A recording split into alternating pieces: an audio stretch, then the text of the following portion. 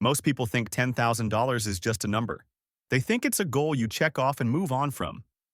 They think it only matters if you're trying to get rich. They think it doesn't really change anything. But that's not how it works. Because long before money makes you wealthy, it changes how life feels. And for most people, that change starts at $10,000. There is a feeling most people live with every single day. It's not loud. It's not dramatic. It doesn't shout at you. It sits quietly in the background. It's the feeling you get when you open your bank app and pause before looking at the number. It's the feeling you get when a bill shows up and you don't open it right away. It's the feeling you get when something breaks and your first thought is, I hope this can wait. You don't feel rich.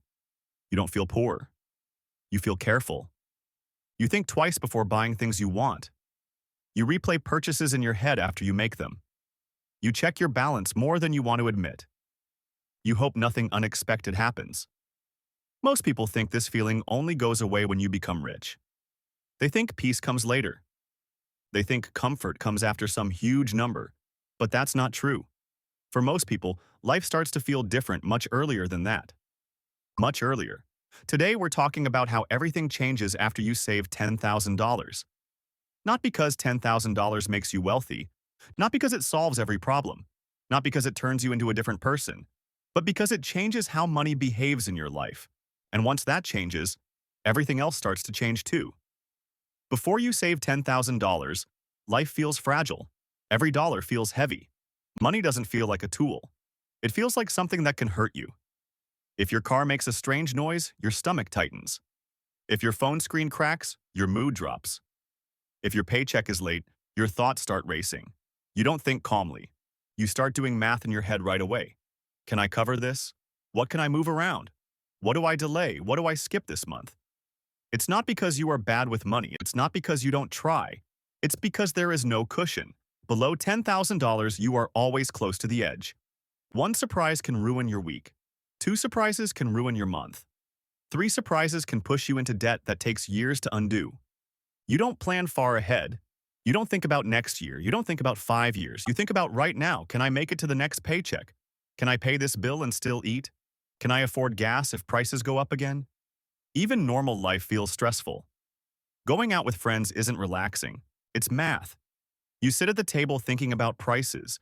You look at the menu and calculate. You decide what to order based on cost, not hunger. Buying groceries isn't simple, it's worry. You stand in the aisle comparing prices. You put things back. You check your total before you're done shopping. You are always counting, always checking, always alert. That constant alert feeling slowly wears you down. When you don't have savings, your brain never really rests. Even when things are okay, your mind is still on edge. It stays in warning mode. Your thoughts keep scanning for danger. What if rent goes up again? What if my hours get cut? What if my car finally dies? What if I get sick and miss work? Even on good days, your body feels tense. Your shoulders are tight. Your jaw is clenched. Your sleep is light. You wake up tired even when you slept. That's because money stress isn't just about numbers on a screen. It lives in your body. It changes how you sleep. It changes how you think. It changes how you talk to yourself. Below $10,000, your brain is focused on survival. Not growth, not planning, not the future, just survival. You are not building. You are defending. You are not moving forward. You are trying not to fall backward. Living in that mode every single day makes life feel harder than it should.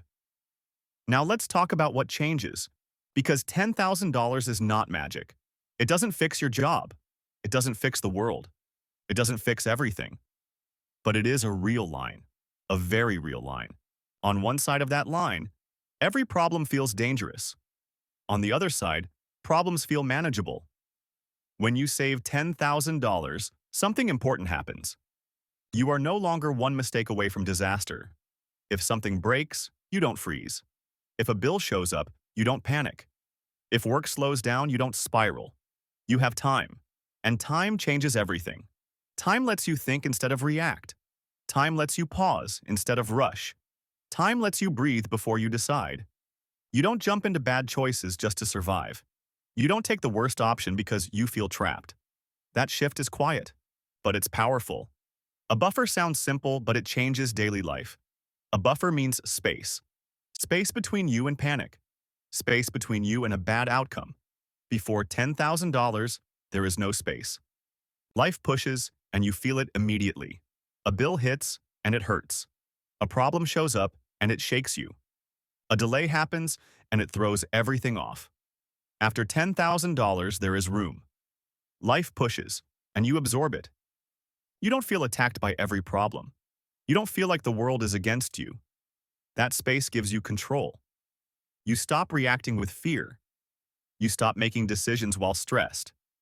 You start responding calmly. And calm decisions are usually better decisions. Better decisions stack. One calm choice leads to another. One good decision makes the next one easier. Over time, without you even noticing, life feels smoother. Not perfect, but smoother. Before $10,000, emergencies feel personal. Your car breaks and your first thought is, why does this always happen to me? A medical bill shows up and you think, I can't catch a break. You feel unlucky. You feel behind. You feel embarrassed. You don't just deal with the problem, you judge yourself for it. You tell yourself stories about how you're bad with money. You tell yourself you're always going to struggle. After $10,000, emergencies feel normal. They still aren't fun. They still interrupt your plans. But they don't crush you. You don't blame yourself. You don't spiral. You don't panic. You say, okay, I'll handle this. Your stress level stays lower. Your breathing stays steady. Your sleep improves. Money didn't solve your life. It gave you peace. And peace changes how you show up everywhere else. Here's something most people never realize. Stress costs money. A lot of money. When you are stressed, you make fast choices. Fast choices are usually expensive choices. You order food because cooking feels like too much work. You pay late fees because your brain is tired. You replace things instead of fixing them. You choose speed over value. You choose relief over planning. This isn't laziness, it's exhaustion. Stress drains your energy, and when your energy is gone, your money goes faster too. When you save $10,000, stress drops.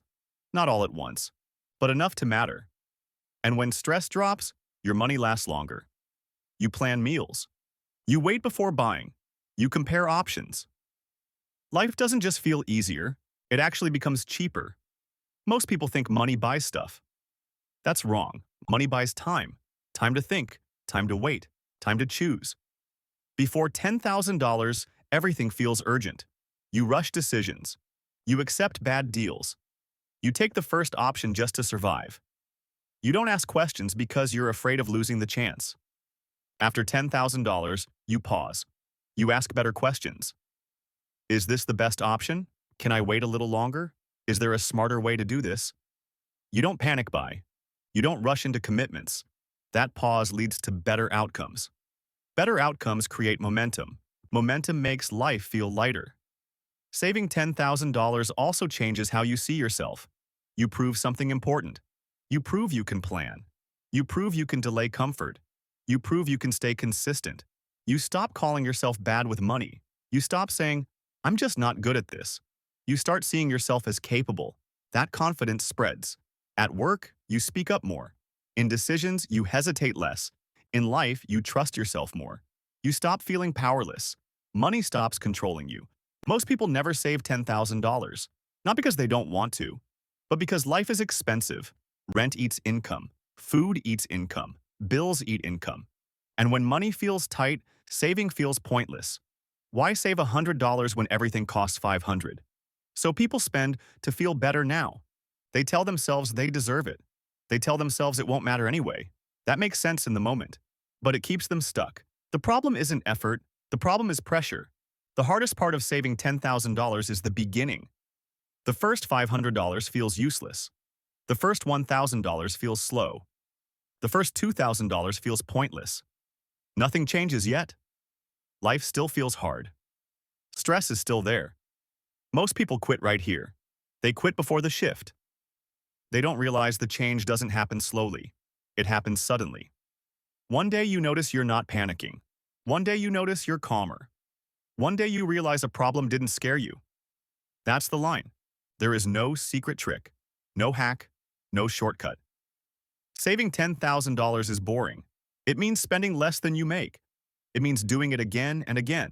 It means staying patient when nothing exciting happens. Boring wins. Excitement keeps people broke. Consistency builds freedom. $10,000 is not the end. It's the beginning. After this, saving gets easier.